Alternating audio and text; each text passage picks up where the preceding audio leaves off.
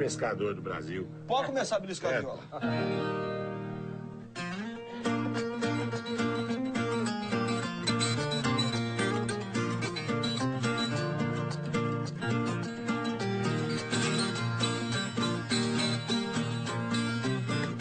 Quase todo pescador tem sempre a mesma mania.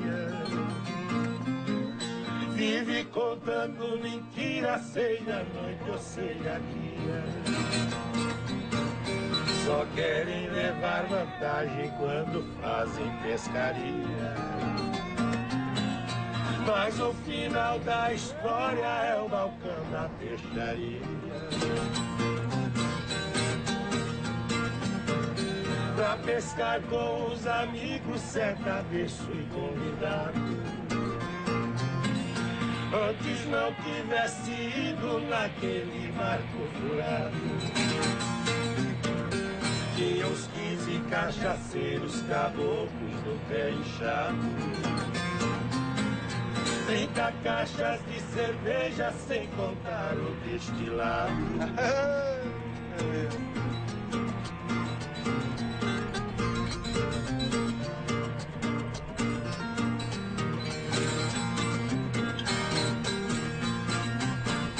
No Mato Grosso do Sul prepararam a jornada. Por eu não ser pescador, levei a viola afinada. Só se falava em churrasco, cantoria e trucada. Quando o ônibus saiu, já era de madrugada. A viagem foi difícil, demorou um dia e meio. Foi lá na beira do rio que o negócio ficou feio. Motorista e cozinheiro, tudo ali de caco cheio. Borracho de muriçoca, outra coisa que eu odeio.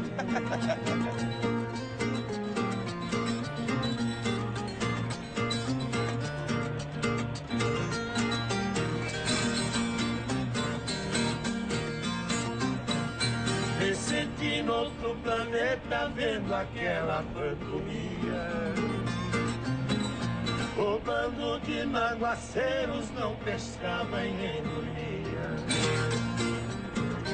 Juro, não acreditava naquilo tudo que eu via. Tinha até peixe alugado pra tirar fotografia. E depois de 7 dias vou contar o resultado. Com a cabeça doendo e o fígado arruinado. Fomos chegando em São Paulo, todo mundo preocupado.